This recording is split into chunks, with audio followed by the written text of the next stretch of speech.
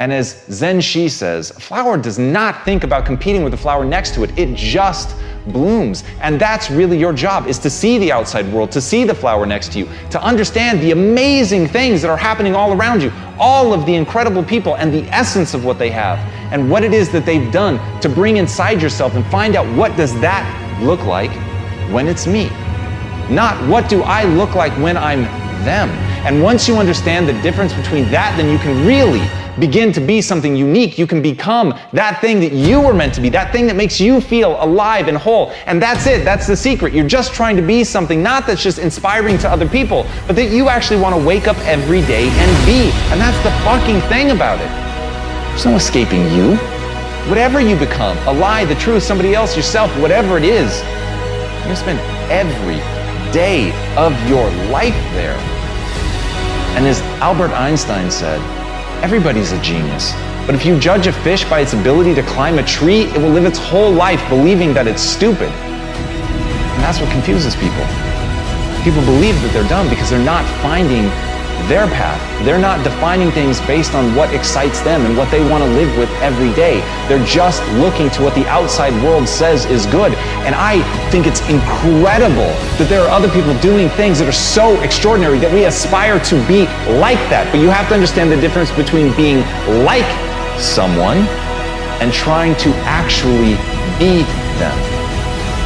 So if what inspires you is that somebody works hard, work hard.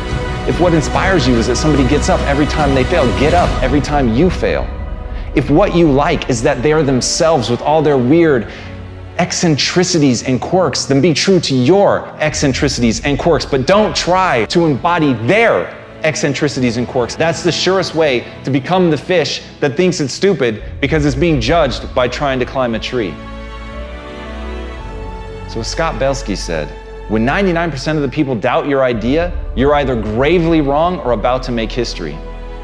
And that's the terrifying part. You're not gonna know. You're not gonna know the difference. But if you're chasing somebody else's path, if your whole game is emulation, if your whole game is to mimic that which inspires you, you will never find the thing that's real about you. And look, I don't know about you, but I can be wrong. I can be gravely wrong. I can have people think me an idiot and try something and fail as long as it was true to me. Because then the lesson that I'm gonna learn is going to apply. It's gonna take me another step closer to actually being the person that I want to become, that I want to live with every day. But I can't be that if I don't understand who I want to be. So look inward, identify your path, identify what excites you, and go after it as if your life depends on it. Because in truth, it does. I wish I didn't take life so seriously. I wish I didn't take life so seriously. I wish I didn't take life so seriously. I wish I lived more. I wish I gave more happiness to my family. I wish I knew how precious life was, how fleeting, how special, and at the same time fragile and insignificant. I wish I didn't give up on my dreams so easy. One day, life will flash before your eyes. Make sure it's worth watching. When we look back on our life, in our last breaths, we will all wonder, did my life mean anything? Did my life mean anything to this world? Was I loved? Did I have an impact on anyone else's life? Did I matter?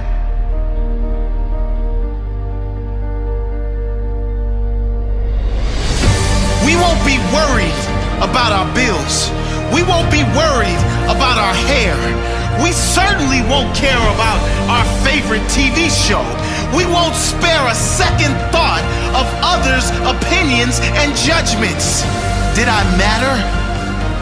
Before you reach that last breath, today might be the time to make a change. Make your life matter. One day, it will be over. There will be 2 dates, either side of a dash. Make sure that dash is not empty. Make sure it is full of life, full Oscar Wilde once said, "To live is the rarest thing in the world. Most people exist. That is all." And he was right. Don't live like everyone else. Existing. Be extraordinary. Live every moment with passion and wonder. Don't take anything or anyone for granted. What is important to you? What dreams do you have? Go get them. What are you waiting for? You only have one shot. If you miss the target, at least you will live with pride, knowing you have no regrets. Who do you love? Who has loved you? Tell them. Tell them now. You never know when it will be your last chance. Don't take this magical thing called life for granted. Keep your head when everyone else is losing theirs. Trust yourself when everyone else doubts you. Master your dreams when all others give up on theirs. Be the captain when everyone else is content being the crew. Be the lion when all others are playing sheep. Be the leader when all others are following. Live each day as if it may be your last on earth. It may be. Leave your legacy.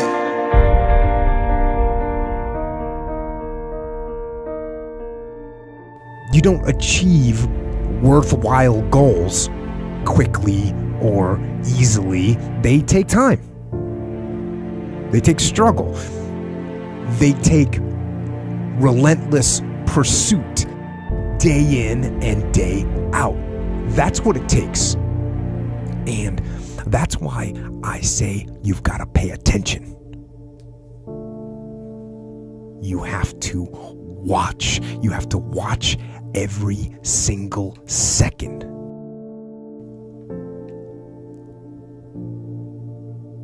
Because those seconds, they turn into minutes. And minutes turn into hours, and hours turn into days, and days turn into years.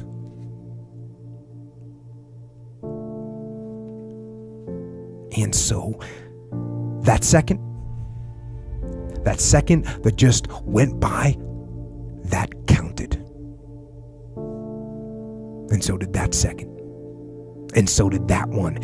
And in those precious seconds, you were either building or you were decaying. You were either gaining ground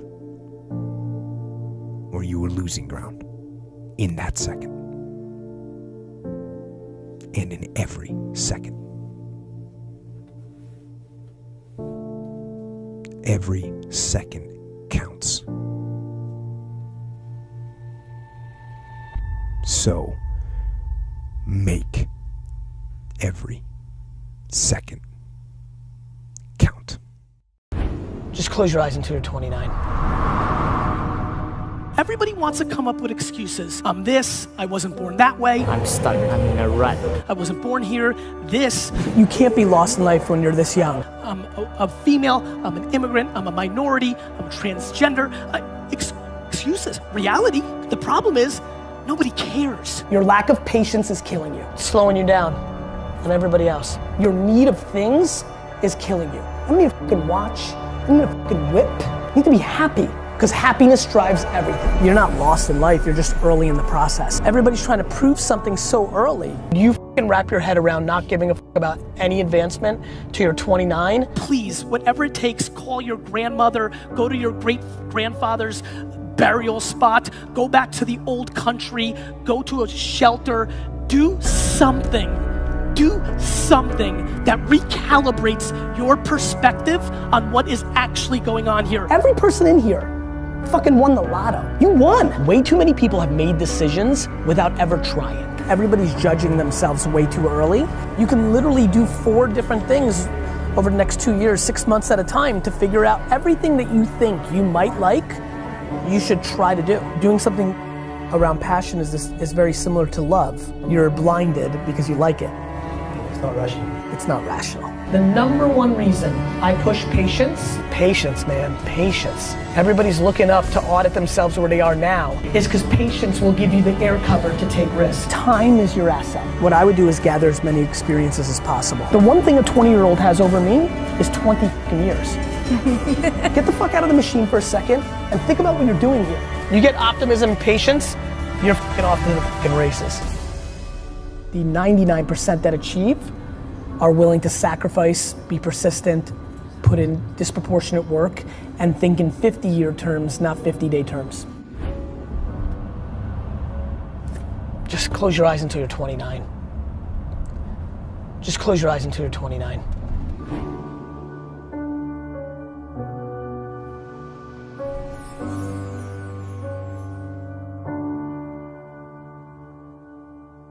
Because when you see regret in a man's eyes, it's fucking painful because you can't do shit about it. When you're 90 and you're not mobile and you're tired and it's over, you can't do it. You can't do it. You can't build that company you wanted. You can't spend that time with your kid. It's regret. Yeah. And it fucking drives the shit out of me.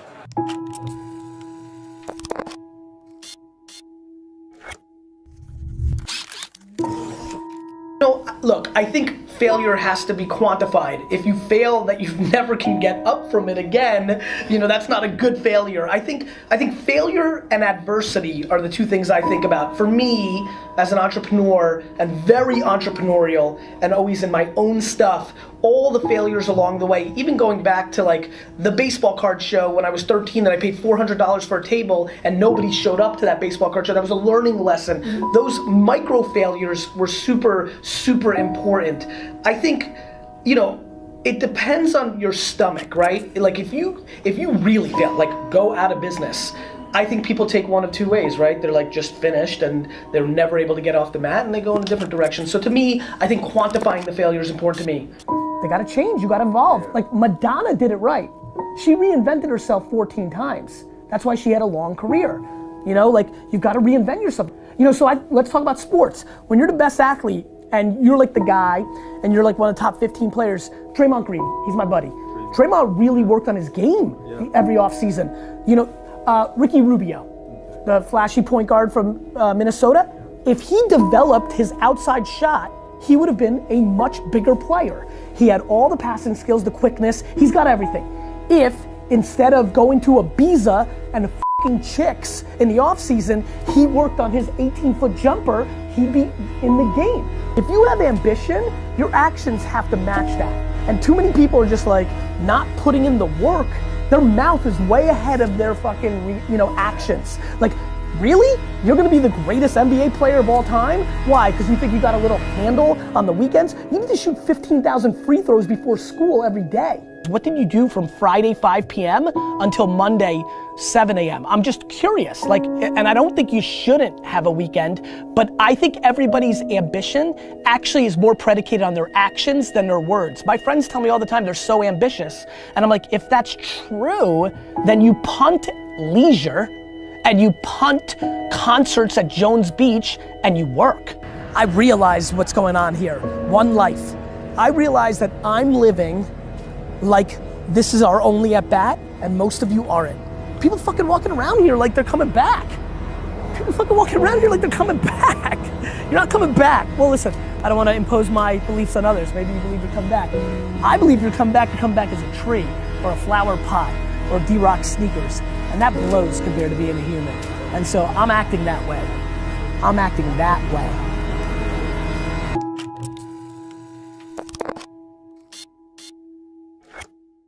Your first video got how many views? 30, 75. I mean, nobody watched, right? So when I get emails, which I get 50 of them a day from entrepreneurs, I'm like, hey, I know you always talk about patience. I've been doing this, it's not working, traction, should I give up and do something else?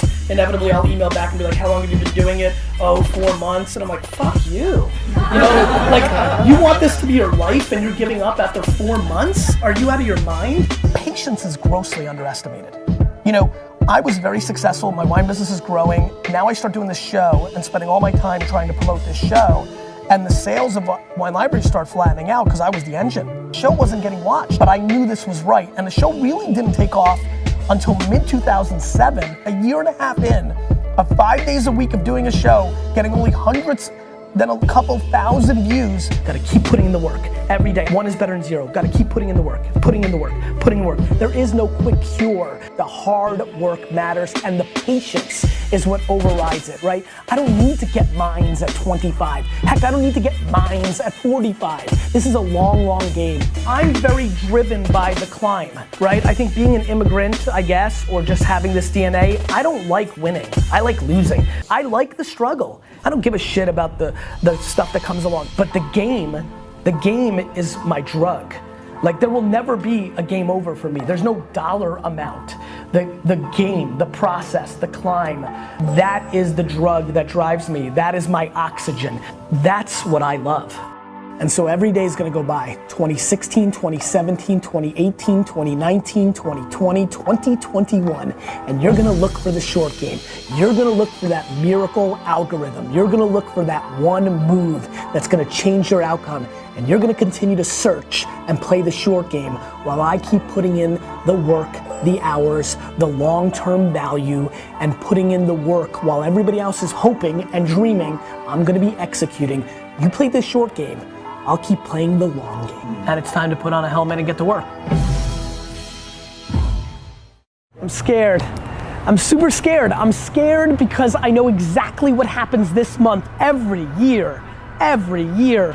I'm scared. I'm scared because I know that there are so many of you that graduate this month and have no fucking idea what you want to do. And that's okay. Most people don't. You should not be stressed about that. I'm actually not scared about that. I'm scared that you don't realize that you're entering the greatest 5-year window of your life. If you are 22 years old, you are entering, first of all, some of the greatest years of your life, A, but B, this is the moment, because you have to understand, this next 5-year window is when you don't go practical and safe. This is not the time to get the job mom wanted you to. This is not the time to try to maximize as much money so you can buy a fat whip. This is the time to realize that you have a 5-year window, and it's 3 for some, it's 8 for others, but this is a 5-year window for you to attack the life that you want to win, not because it's the secret or because the world's so zen, because it's fucking hard as shit out there.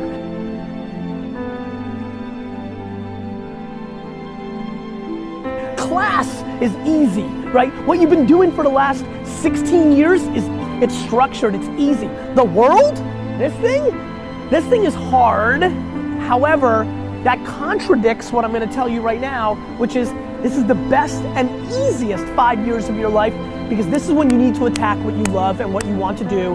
Here's why. You don't have all the baggage. You may have college loans, respect, it's hard as shit. You may have the expectations of your parents, mentally hard, fake hard. You may have a lot of other things, but this is exactly when you can live with 4 roommates in a basement and eat fast food. Do you understand? This is not when the baby's there. This is not when you've been married and you promised. This is not when the world has sucked out all your dreams and hopes yet. You still got this window. And yet, so many of you are so hungry for short-term gains, like maximizing the job that paid you $3,000 more, but it's not as fun, but you want that $3,000. For what? For what? For a new iPhone? For what? You get to live life one time. And this is the time right now to understand what's actually happening and actually map your behavior to something that will impact you for the next 80 years. So promise me that you understand that the land grab of happiness starts right now. That you don't have to worry about getting that job. What you should do is go and travel and learn. Go and start that business that you've always wanted. Hook up with those 3 teammates and start that band you've always wanted. This is the time to be massively risk oriented.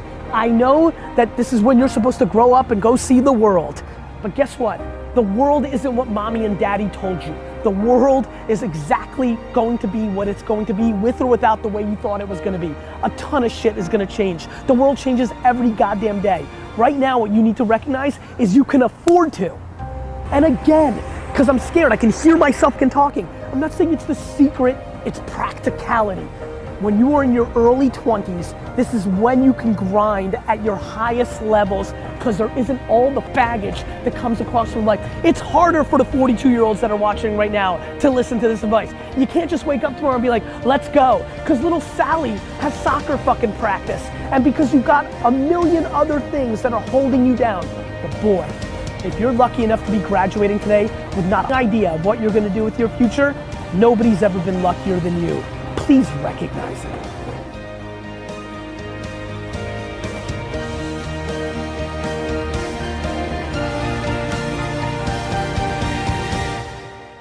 I'm not what I think I am. I'm not what you think I am. I am what I think you think I am.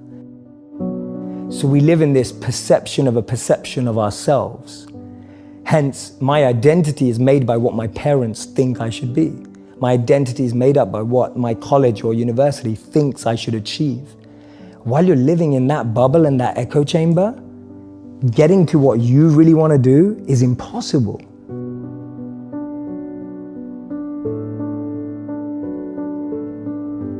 Because maybe that just doesn't fit. And I think so many people feel that way today, that they don't fit into the current education system. They don't fit with the 3 or 4 or 5 careers that you're taught exist. So that process of self-excavation and actualization first requires being exposed. You can't be what you can't see. If I never saw a monk, I would never have wanted to be a monk. If I never meet a billionaire, I wouldn't want to be one because I wouldn't know what that feels like. I don't know what it looks like. I don't know what it takes. And I think that's the biggest challenge of our society, that we're not exposed. You're not trying to get to perfection right now. You're just trying to get a little bit better than you were yesterday or an hour ago. Strengths are not highly correlated with long-term success, right? There's not a lot of data and there is not a lot of research that has shown it leads to long-term success with the positive outcomes associated with what we care about in psychology, which is we care about happiness, we care about health, and we care about your positive relationships. And this myth that, oh, we'll just follow our strengths to the promised land is just not true when you actually talk with high performers. Because my favorite question, and if anyone's down this, just go up to anyone who's good and say, were you always good at that? And they'll be like, no. They'll be like, not at all. Well, did you always have an inclination to do every element of what you're doing really well? No. An ideal life is when we all have a head, a heart, and a hand, all 3 elements together. A head is the clarity of vision. What you want. What you want. Knowing what you want, the way you picture life, and being able to navigate and make the decisions to get there. That's a good head. A good heart is being able to understand what your intuition and heart wants, being able to connect and tap into that understanding deeper and beyond the vision you may have painted for yourself. So I often say to people that you'll get to where you want in life, just not in the way you imagined. And that's because the path that's paved up and down is far different to the path we pave. So you can have a great head and a great vision and a great mission and know where you want to go, but if your heart's not able to have that resilience and be able to adapt and have compassion and care and all of that, then you're not going to be able to make the toughest decisions without your heart. But to be able to realize that we need to care and be sustainable and long-lasting requires a heart. And a hand is that service, wanting to pass that on, that which you have, wanting to give it forward, pay it forward. The idea of serving with what you have. I often say to people, your passion is for you, your purpose is for others. Your passion makes you happy, but when you use your passion to make a difference in someone else's life, that's a service, that's a purpose.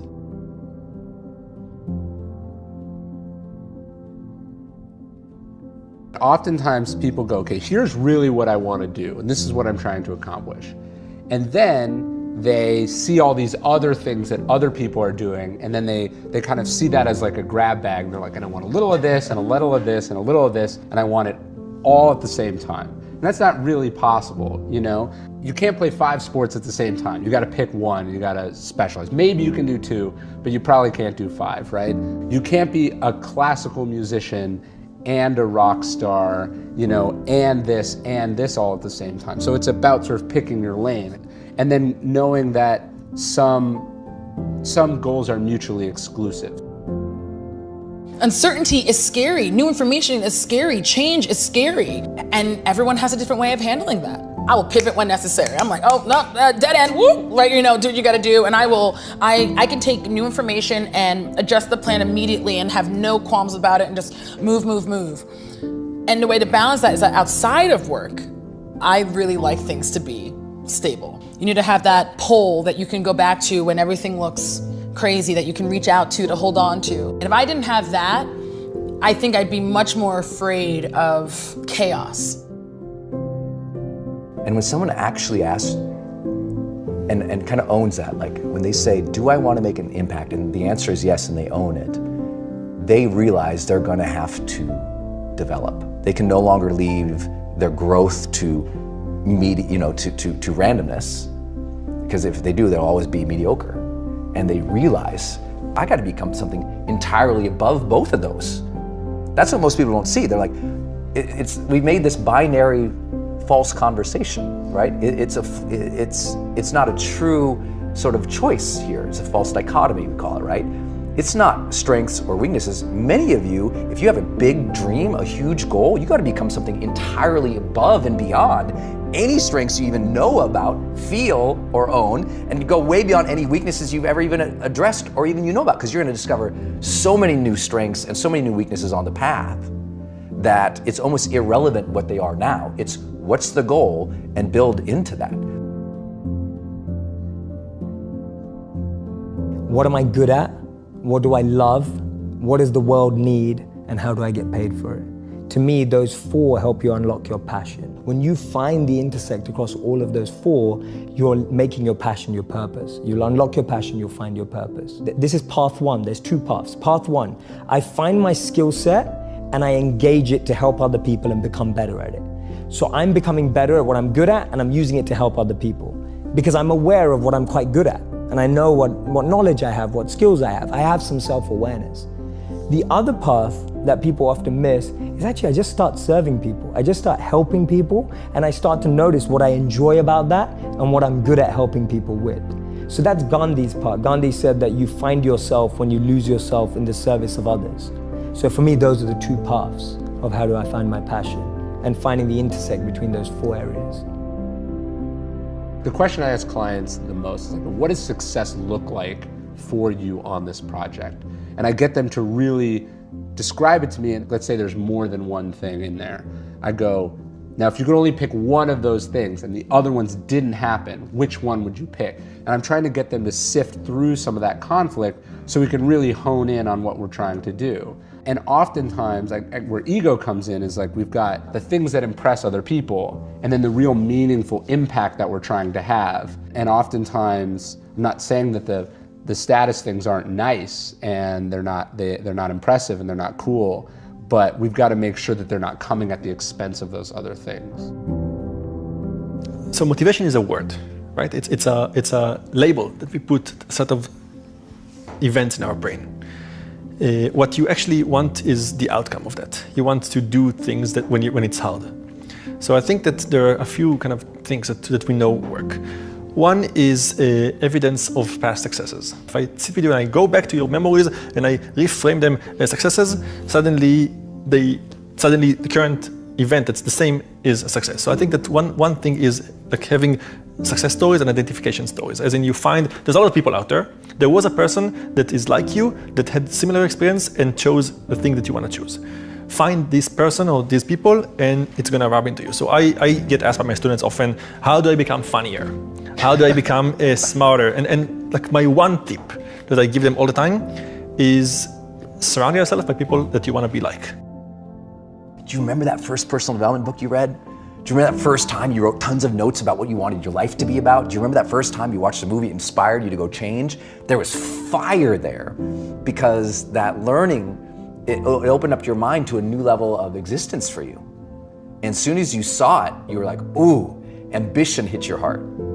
And now if you can match it with contribution and you can see how that passion or that fire or that learning or that growth all aligns to some type of impact, now you're getting me fired up, because now I can see the outcome of all the work. A lot of people don't do the work because they don't believe the outcome. That's interesting. You know, and psychologists talk about the power of expectancy. When we talk about motivation, there's only two things that spark motivation. One is ambition, and that is I want more of, or I want a greater depth of, right? I want a greater depth of connection with my lady, that's ambition. Or I want a better meditative practice, that's ambition, right? I want to be better at my job, that's ambition. So it starts with ambition. But ambition, if it's not coupled with what they call expectancy in psychology, you're screwed. Expectancy says, I believe that I can figure that out. I believe that I can achieve that. I believe that that is possible for me. And if you can open that gate for somebody, and often that's only achieved through learning, then you get somebody who starts really moving ahead forward. I mean, really moving ahead. Like the second they go, wait, that's possible for me, they'll try 50 stupid things, right? They'll try anything. But if they don't believe it's possible for them, they'll just quit.